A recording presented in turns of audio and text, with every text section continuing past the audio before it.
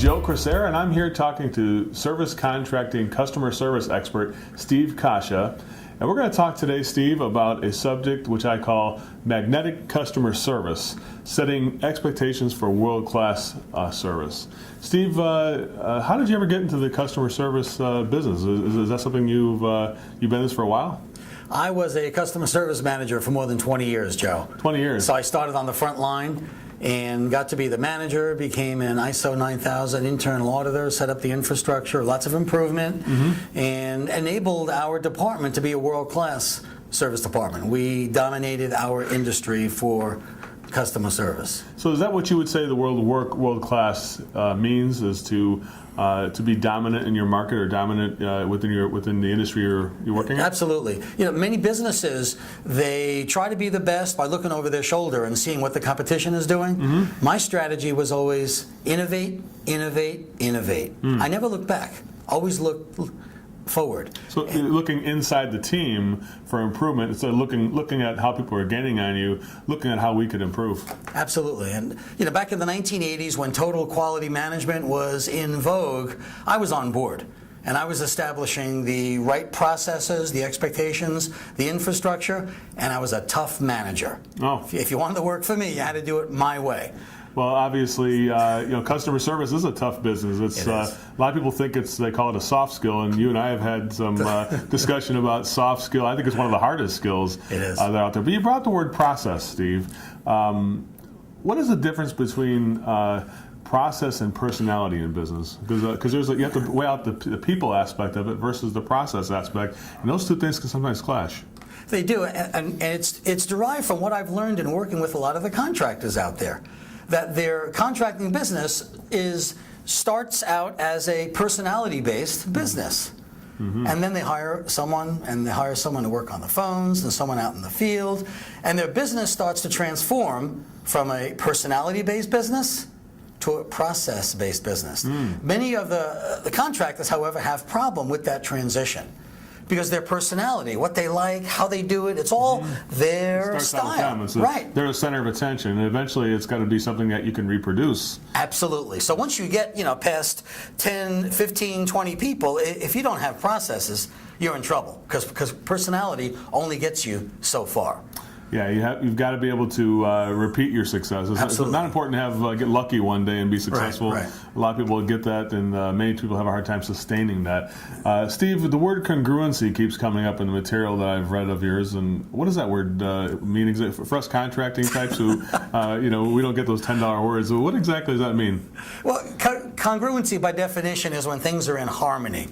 And if I've learned anything from reading Bob Cialdini's book, Influence, it's about the psychological impact of minimizing skepticism. And when a customer senses congruency between a contractor's advertisements, the look of their truck, the people on the phone, the guy who shows up at the residential property, when those things are in harmony, customers are less skeptical.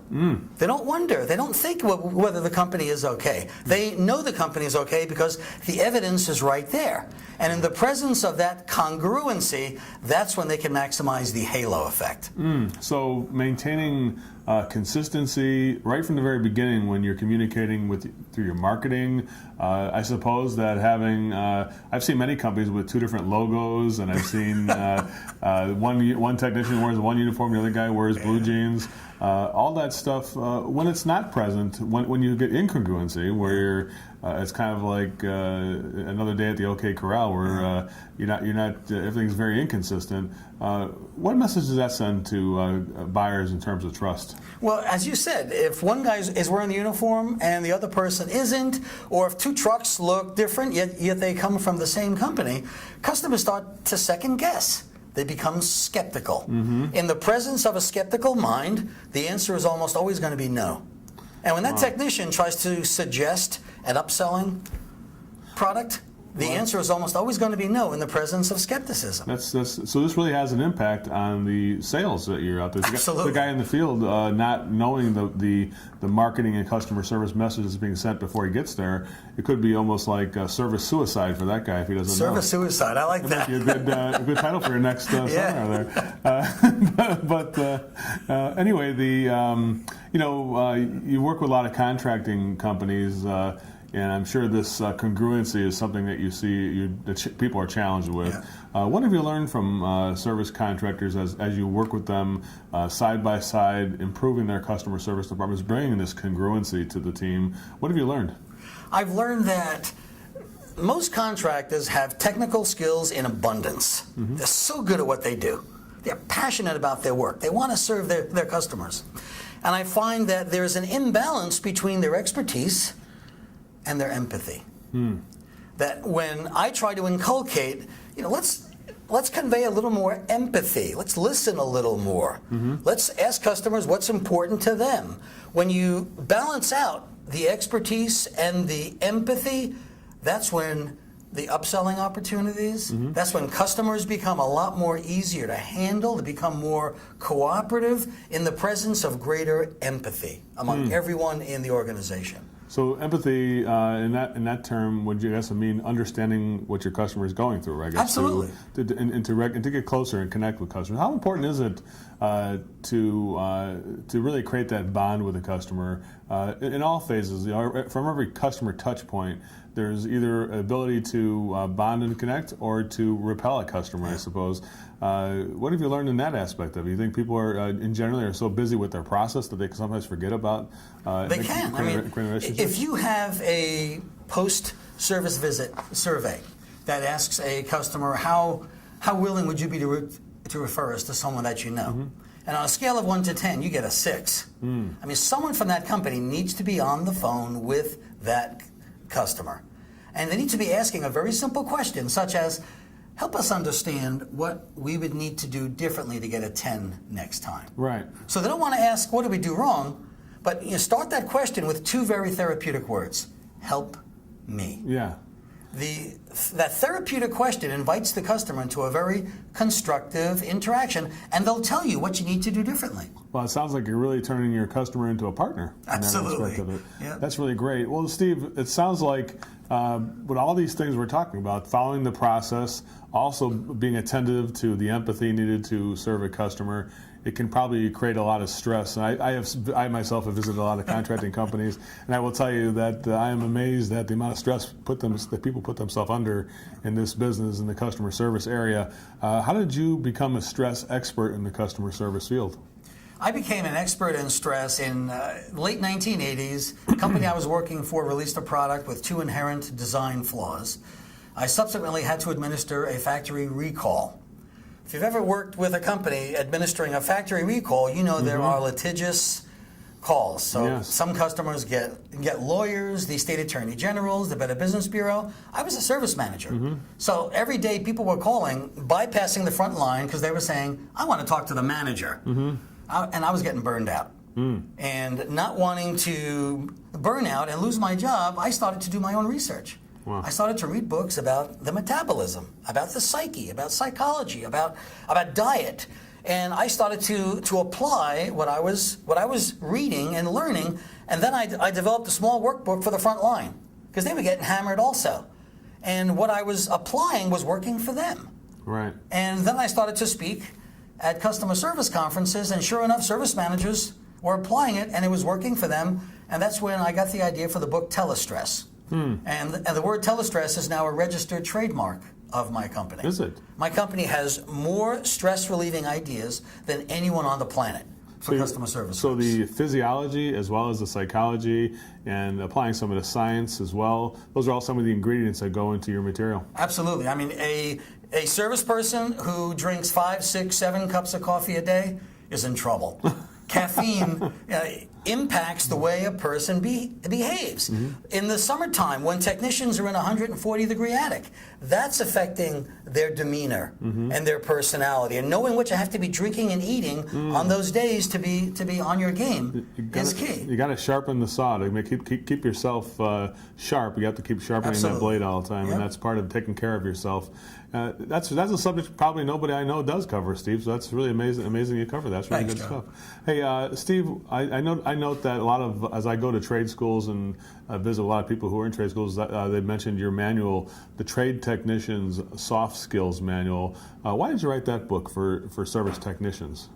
That book got written because Jim DeVoe, the senior acquisitions editor for Cengage, was relentless in pursuing me to write that book.